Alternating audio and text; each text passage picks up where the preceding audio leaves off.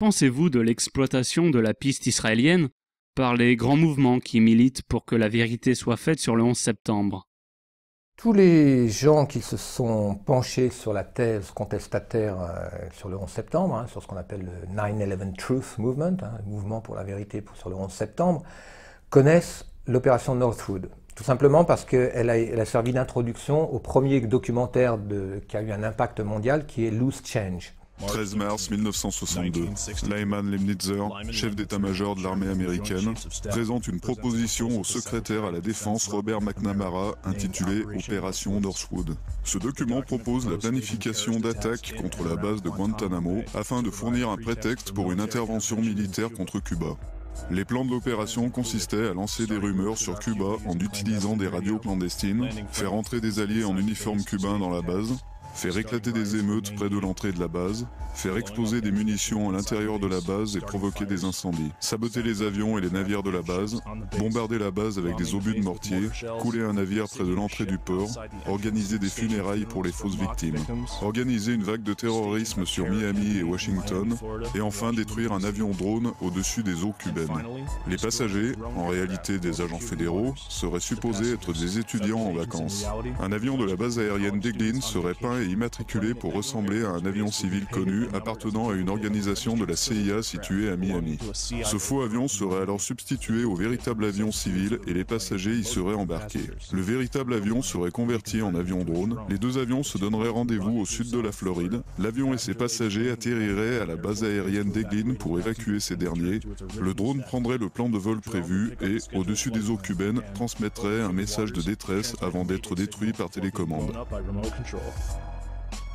Le plan fut rejeté par McNamara et Lemnitzer fut limogé par le président Kennedy. Alors tout le monde connaît cette opération qui n'a jamais eu lieu, mais peu de gens connaissent une opération beaucoup plus qui elle a eu lieu, qui est l'attaque contre le USS Liberty, qui là est une opération sous faux drapeau, qui a eu lieu, qui a foiré, donc finalement qui a été étouffé, mais dans lequel l'acteur principal est Israël. Israël attaquant un navire américain pour faire porter le chapeau sur l'Égypte. Cette opération a eu lieu, elle se passe en 1967, et elle représente un précédent assez typique, caractéristique, un cas d'école pour comprendre ce phénomène des opérations sous faux drapeau dont Israël est un peu le grand spécialiste. Moi, j'en suis venu à douter de l'authenticité de l'opération Northwood, parce qu'en fait, il faut bien comprendre que beaucoup de choses reposent sur des archives déclassifiées. Mais des archives déclassifiées, c'est pas si difficile que ça à fabriquer. Et finalement, au bout du compte, il y a beaucoup de choses, par exemple incriminant les Bush, qui pourraient être fabriquées.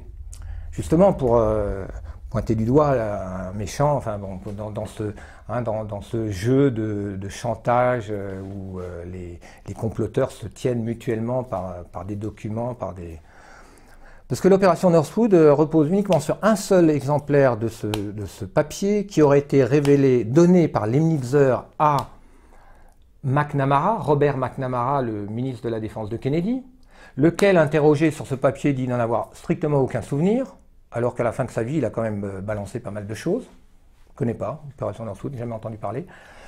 Et cette copie serait celle qui serait celle de Lemnitzer lui-même.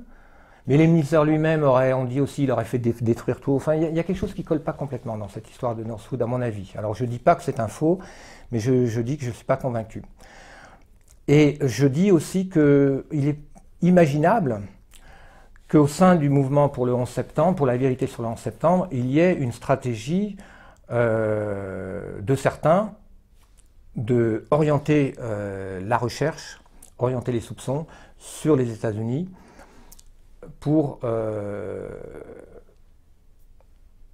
éviter que les gens s'intéressent de trop près à la piste israélienne.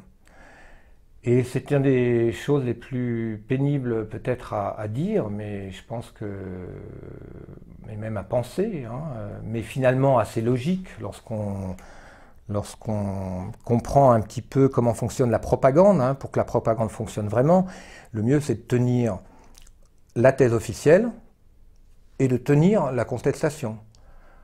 Dans tout combat politique, si on arrive à tenir à la fois, disons, le pouvoir et les contestataires du pouvoir, eh ben on crée un combat factice, un catch, un match de catch, hein, d'accord, donc de temps en temps c'est l'un qui... Et on évite soigneusement que le débat porte sur d'autres questions, sur d'autres... voilà, donc il est très logique de penser que les comploteurs ont anticipé le besoin de contrôler la contestation. Et pour contrôler la contestation, le mieux est de la créer soi-même. Donc pour moi, c'est en tout cas une question qu'il faut garder à l'esprit, je pense pour tout chercheur. Il faut garder ça à l'esprit parce que il y a du complot, il y a de la théorie du complot dans la théorie du complot, il y a des choses compliquées et c'est très délicat de porter des accusations, mais je n'hésite pas à dire que je suis persuadé qu'au sein du mouvement pour la vérité sur le 11 septembre, il y a des gens dont la mission principale est d'empêcher qu'on parle d'Israël. Pour moi, c'est une évidence parce que je l'ai vu, je l'ai expérimenté personnellement dans ma recherche. Il y a aussi des éditeurs dont la mission est de publier des choses et de capter tout ce qui, ça je le dis aux connaissances de cause personnelles, qui vous font signer un contrat et qui s'arrangent pour que votre livre disparaisse dans la poubelle.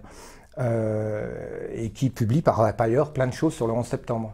Il y a beaucoup de choses comme ça qui se passent. Alors voilà, ça c'est une réalité, je pense qu'il faut garder à l'esprit et quand on creuse, on est obligé, on arrive forcément à être confronté à ce genre de phénomène.